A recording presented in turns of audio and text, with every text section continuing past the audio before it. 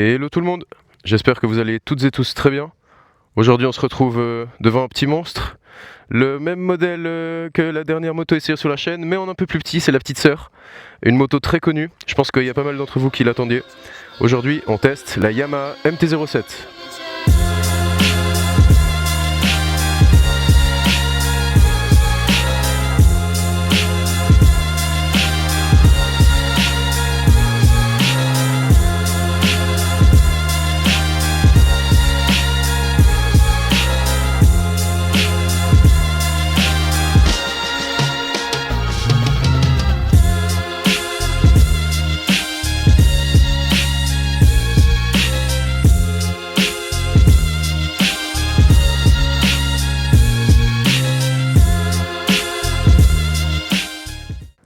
Ok, alors avant de démarrer l'essai de cette petite MT-07, je vais d'abord vous présenter son propriétaire.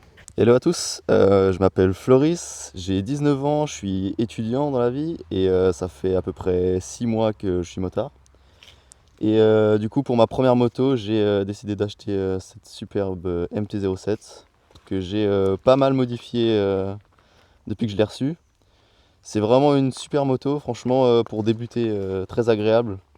Sachant que moi j'avais jamais conduit avant et que j'ai un peu acheté ça à l'aveugle, donc j'ai acheté la moto avant de passer le permis carrément. Je me suis dit comme ça je suis obligé d'acheter une moto. Et du coup j'ai modifié 2-3 trucs aussi. Alors je l'ai acheté uniquement avec la ligne qui était déjà dessus, qui fait un super joli bruit, vous pourrez voir. Vu que c'est une MT-07 phase 1, j'ai pas toutes les normes Euro 5 plus qui sont franchement pas très agréables. Et du coup j'ai pu changer tout le réservoir et le cache réservoir en carbone. J'ai fait tous les stickers moi-même, à l'exception de quelques-uns, mais j'ai une machine de décalcomanie à disposition, du coup j'ai pu faire tout, à peu près tout mon kit. J'ai mis le pare-boue carbone, les rétros bouts de guidon, la petite bulle, et c'est à peu près tout pour l'instant. Et normalement il y a plusieurs choses qui devraient arriver tout bientôt, comme les clignots ou le support de plaque. Donc voilà, c'est un projet qui est en cours, mais franchement je m'amuse vraiment, vraiment bien avec. Ok, stylé, franchement elle jette hein, avec les autocollants, c'est très joli. Et puis tu l'as payé combien ? Je l'ai payé 4500 francs, avec 20 000 km tout pile au compteur, en plus en magnifique état, donc franchement je m'en suis plutôt bien sorti je crois sur ce point. Ouais, c'est pas mal en vrai pour 4005, parce que bon, 20 000 c'est pas mal en vrai, c'est déjà un bon kilomètre, mais c'est des moteurs qui sont vraiment hyper fiables. C'est increvable comme moteur. Donc ça vraiment on peut les tirer je pense facile 70, 80, voire même 100 000 km sans trop de problèmes, parce que c'est vraiment c'est des moteurs, on les connaît hein, maintenant, le CP2 de Yamaha, le CP3 aussi, c'est des moteurs qui sont très fiables et bien connus. Donc ça pour même s'il y a des réparations à faire, c'est très facile à effectuer. Puis sinon, au niveau un peu feeling, conduite et tout, est-ce que tu as des points positifs et des points négatifs à nous dire sur cette moto ? Bah, point positif que la plupart des motards connaissent sur cette moto, c'est que vraiment elle est très coupleuse. Donc franchement c'est vraiment agréable à conduire, on est toujours surpris et en bien de l'accélération de la moto. Même avec la bride, parce que j'ai une bride du coup 35 kW qui est pas électronique mais mécanique, merci. Et autrement, point faible, bah, elle est un peu souple quand même sur les suspensions ou dans les virages, ce genre de choses. Après, moi ça me gêne pas énormément vu que j'ai jamais conduit d'autres motos avant. Ça me surprend plus quand je monte sur une autre moto et que j'ai l'impression que c'est rigide vu que je suis habitué à ça. Donc honnêtement, j'y vois pas beaucoup d'inconvénients. Et puis autrement, bah, point positif quand même, la tête de la moto, hein, parce que je la trouve franchement magnifique. C'est vrai qu'elle est très jolie. J'avoue personnellement préférer les modèles un peu plus récents, avec la tête un peu plus presque un peu robot. Je sais que ça plaît pas à tout le monde, mais ce phare un peu cyclope comme ça, il est plus clivant, on le voit arriver.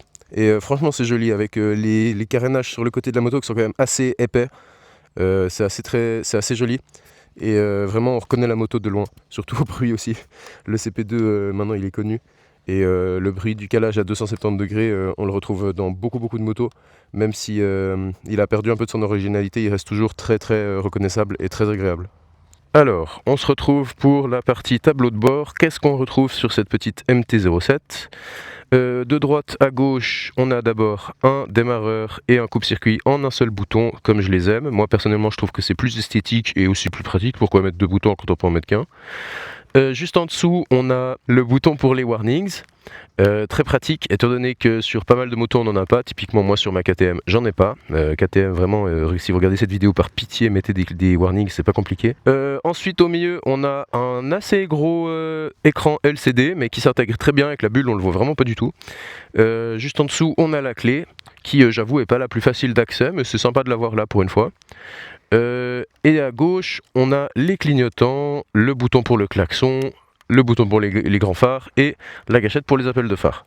Classique, simple, efficace. Quand on tourne le contact, on a une petite animation d'allumage. Et là aussi, de droite à gauche, on a d'abord les km/h en gros, c'est très bien, très lisible. Tout le dessous, c'est la bande pour les tours minutes, donc ça c'est très pratique, on la voit aussi très bien. Au milieu, vous avez l'indicateur de rapport engagé, donc ça c'est aussi très pratique. La température du moteur, qui ça est pas mal, étant donné que vous n'avez pas une jauge comme moi j'ai sur ma moto, qui vous donne pas la température précise, là vous avez vraiment la température en degrés directement, donc c'est vraiment très pratique. Juste en dessus, la jauge d'essence. Et juste en dessus, vous avez aussi l'heure. Donc franchement, c'est assez pratique, assez banal, mais tout est très lisible, bien agencé. Donc là-dessus, Yamaha, franchement, c'est top, bravo. Alors, si on appuie sur le petit bouton en bas à gauche, on peut changer. Donc on passe de la température du moteur à la température externe, même si ça n'a pas l'air très précis, il ne fait pas 40 degrés, je vous rassure. Ensuite, on a les kilométrages totaux de la moto, le trip 1, le trip 2, la consommation instantanée, la consommation moyenne, et on revient à la température du moteur. Donc franchement, c'est simple, efficace, que demander de plus, franchement, avoir plein de modes, pouvoir jouer à Pac-Man sur son écran de moto, je sais pas si ça sert à grand chose. Donc là-dessus, moi ce que je vous propose, c'est d'aller écouter ce petit Mif chanter et faire rouler cette petite MT-07. Nous voilà à bord de la bête, qu'on va s'empresser d'allumer, parce que le bruit, vous allez voir, oh là là, c'est une dinguerie.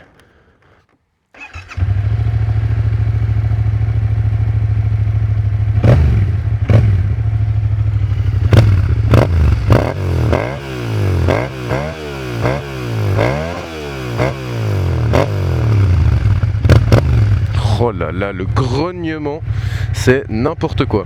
Alors, au niveau position de conduite sur cette petite MT-07, on est très bien assis, très bien assis. On a le dos bien droit, une position de guidon très agréable. Donc un guidon assez large, pas super large non plus, mais il est quand même assez large, bien ramené vers nous. Une bonne maîtrise de la moto, c'est très maniable, ça fait plaisir. Et franchement, la moto est très agréable. Les cale-pieds sont assez hauts, j'aurais pas pensé que c'était si haut. Donc ça c'est cool pour mettre un peu d'angle. Pas du tout repliés en arrière par contre, ils sont juste remontés. Mais alors vous n'avez pas du tout les pieds qui partent en arrière. Ensuite au niveau des genoux, ils sont très bien placés, en tout cas les miens épousent parfaitement les formes du réservoir, des carénages. Donc ça c'est très agréable. Vous avez vraiment une bonne maîtrise de la moto. Et ça c'est très cool. La selle est assez fine à l'entrejambe, donc ça c'est pas mal pour les gens de petite taille. Si vous voulez poser les pieds par terre, je pense que vous n'aurez pas trop de soucis. La selle de base n'est pas super haute et là en plus elle est assez fine, donc c'est très pratique si vous voulez toucher les pieds par terre. En ville aussi, à bas régime, c'est assez agréable, le moteur vibre très peu. On est très bien posé sur la vitesse, ça bouge pas. On n'a pas d'à-coup bizarre de la boîte de vitesse. C'est assez souple. Et malgré la ligne, il fait pas trop de bruit. Là, à 4000 tours minute comme ça, il est assez silencieux.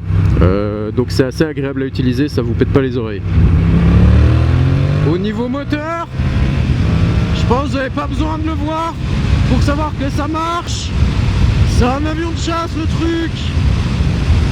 C'est n'importe quoi. Ça vous arrache les bras, c'est du n'importe quoi. Le couple de ce truc et la reprise, je suis en 5ème à 5000 tours minute. Ça reprend comme si j'étais en 3. C'est n'importe quoi. Le couple de ce CP2, il est légendaire, c'est pas pour rien. Il le mérite. franchement, et vous comprenez pourquoi les MT-07 sont aussi appréciés quand vous montez dessus. J'ai eu la même impression avec la MT-09. Bah là avec la MT-07 vous comprenez mieux pourquoi autant de gens ont des MT-07, voilà, c'est un peu la même chose. D'ailleurs si vous êtes intéressé par l'essai de la MT-09 en A2 également, n'hésitez pas à aller checker la vidéo qui se trouvera juste en haut à gauche ou à droite, je sais plus, qui est très sympa et qui présente aussi très bien la MT-09. Une différence par contre assez notable entre MT-07 et MT-09, même si elles sont sœurs, hein, bah, c'est la brutalité du moteur. Le 3 cylindres CP3 est vachement plus souple sur la reprise des gaz. Là vraiment, le CP2 est très brutal. Quand vous remettez les gaz, ça se voit je crois. Hein. C'est c'est vraiment on-off. Donc à vous de gérer avec l'embrayage aussi si vous voulez que ce soit plus souple. Ou bah, acheter une autre moto quoi. Mais la reprise des gaz est quand même assez brutale, surtout avec une poignée à câble comme ça, c'est moins souple, il y a des réglages un peu moins fins sur la remise des gaz. Donc voilà, attendez-vous à des coups de pied au cul à l'accélération et à la décélération, parce que c'est vraiment très on-off.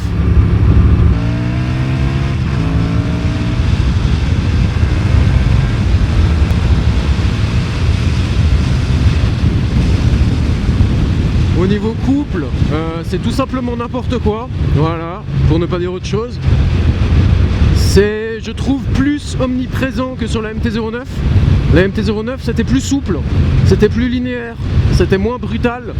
Là vraiment, le couple vient directement. Vous avez à peine le temps de mettre les gaz que ça vous arrache déjà les bras. Donc en fait c'est très efficace là-dessus. Et c'est très omniprésent en fait, dès qu'on accélère, ça reprend instantanément, il n'y a pas d'attente, il n'y a pas de montée en régime, et rien de tout ça, ça reprend direct. C'est génial, c'est de la bombe. Oh là là, la reprise. Puis les rapports sont longs, hein. Ça tire. C'est pas aussi long que MT-09, hein. Ça rupte assez facilement. Mais franchement, c'est très cool. Hein. Bon, en virage, c'est une saucisse par contre, hein. Ça bouge dans tous les sens, les suspensions sont super molles. Chaque fois que je freine, ça plonge en avant, c'est n'importe quoi. Mais le châssis, ça va, ça tient. Oh là là, ce couple! Ça tire, ça s'arrête pas.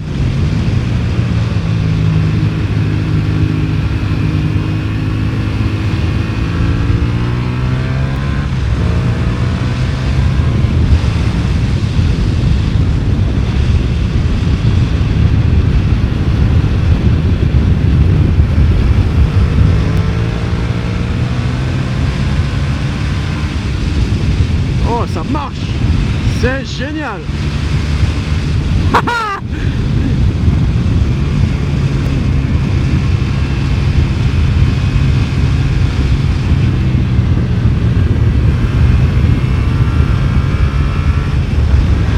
Ah là j'ai les calpiers qui a frotté. Ils sont pas si hauts que ça finalement, parce que je mets pas énormément d'angle, ça va encore. On peut bien envoyer quand même, hein. Mais méfiez-vous des calpiers, ils ont l'air de frotter assez facilement. Oh là là, puis ce bruit, n'importe quoi. Je comprends pourquoi autant de gens en achètent. En fait, les MT, les gars, les MT, ça cache bien son jeu. Hein. Moi, je me suis toujours dit, ouais, vas-y, c'est cool, pas mal de gens en achètent, mais j'aurais jamais pensé que c'était aussi cool.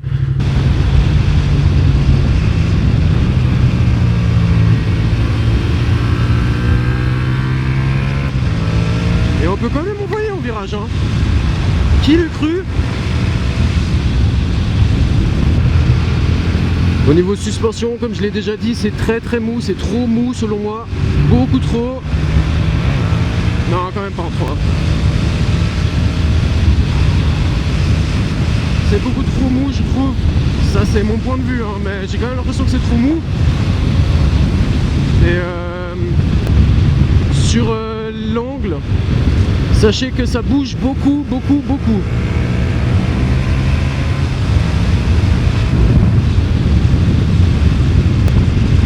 C'est très peu stable sur l'angle. Wow, là j'ai l'arrière. L'arrière qui est parti en saucisse là. Je crois que l'arrière, il a voulu aller faire un bisou à l'herbe.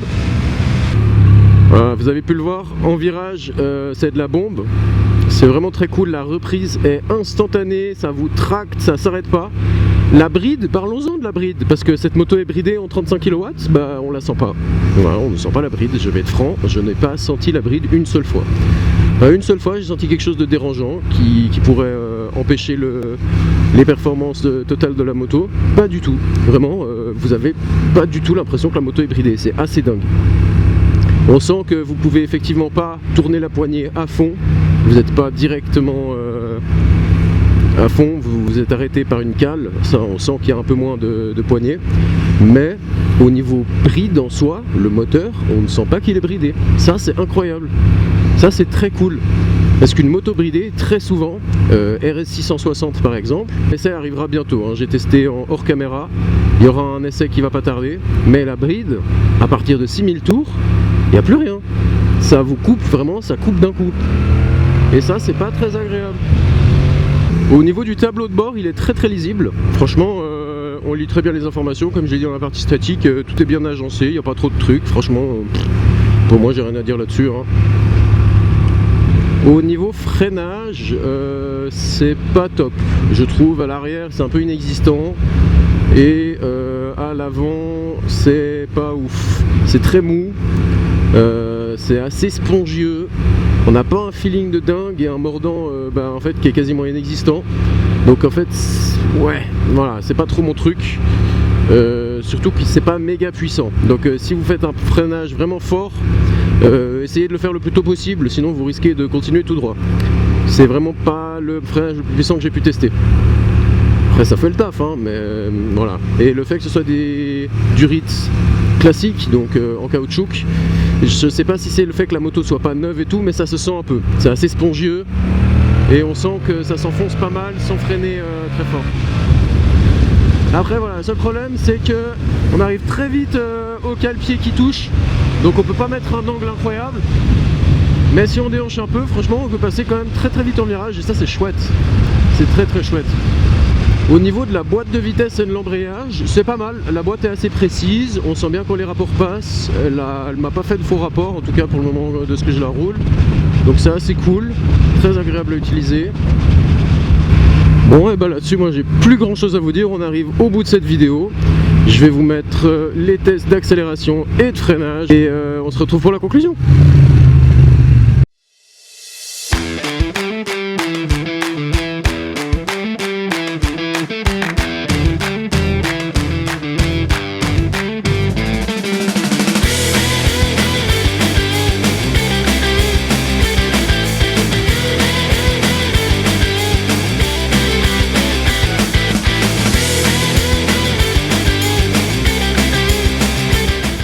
Donc là-dessus, j'espère que la vidéo vous aura plu.